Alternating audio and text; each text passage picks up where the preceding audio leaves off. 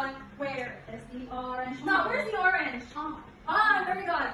On, in, under, by, on, in, under, by, on, in, under, by, where is the orange? Under, very good. So you can better understand our lesson. So I have here a story, okay? A story about the rabbit. So I want you to listen attentively, okay, kids? Yes, teacher.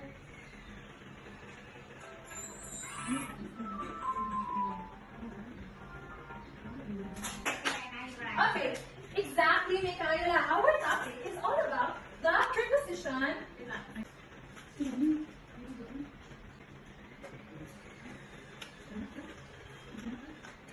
Okay, our topic is about preposition of place. So,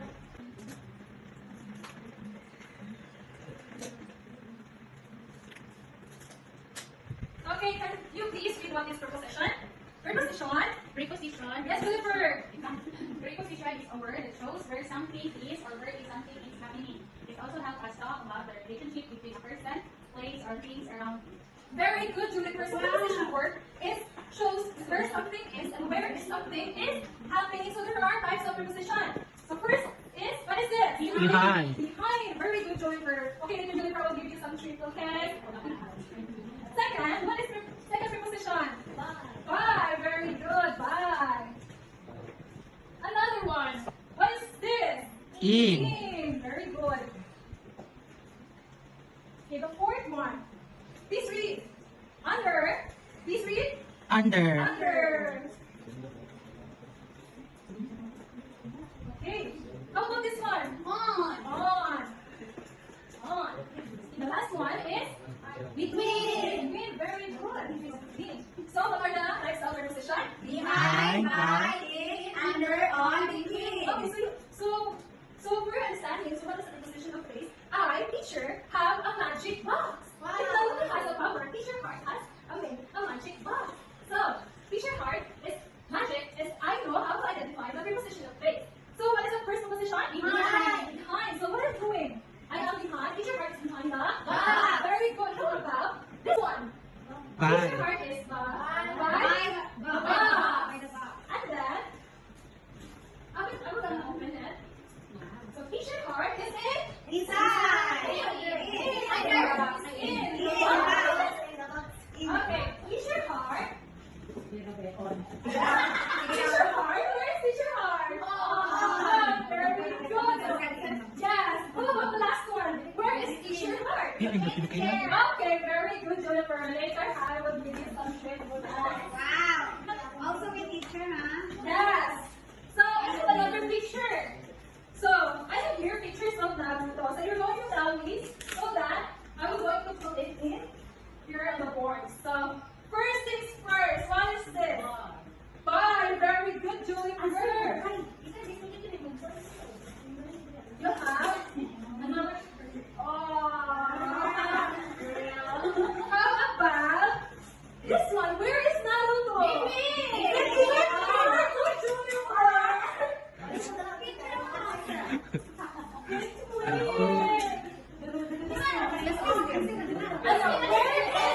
behind, behind.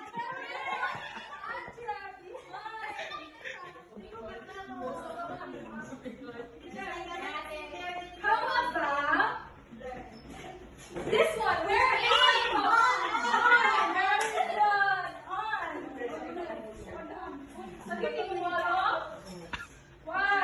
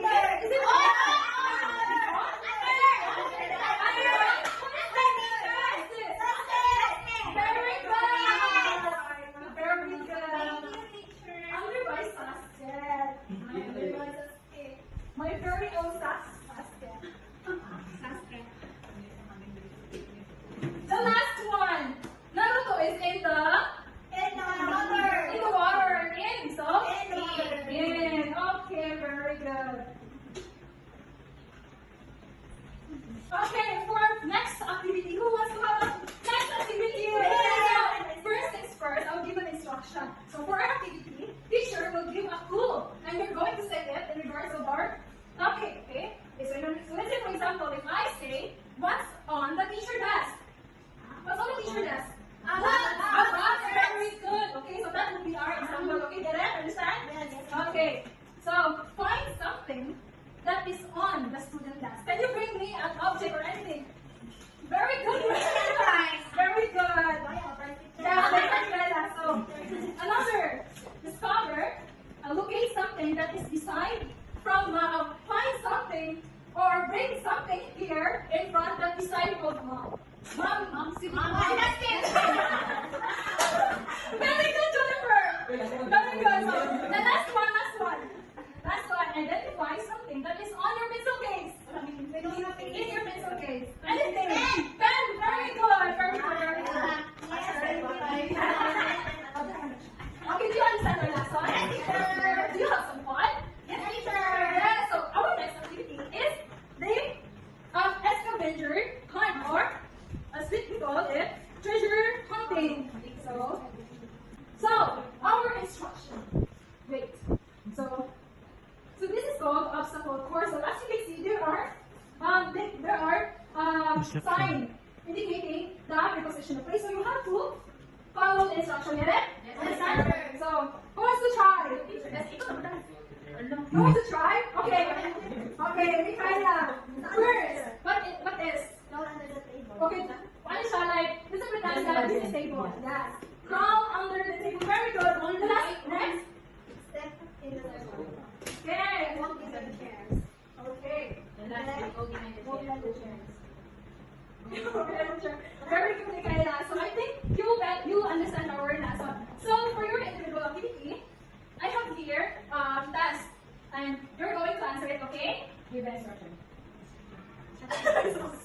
Okay, you have to identify. I forgot to bring my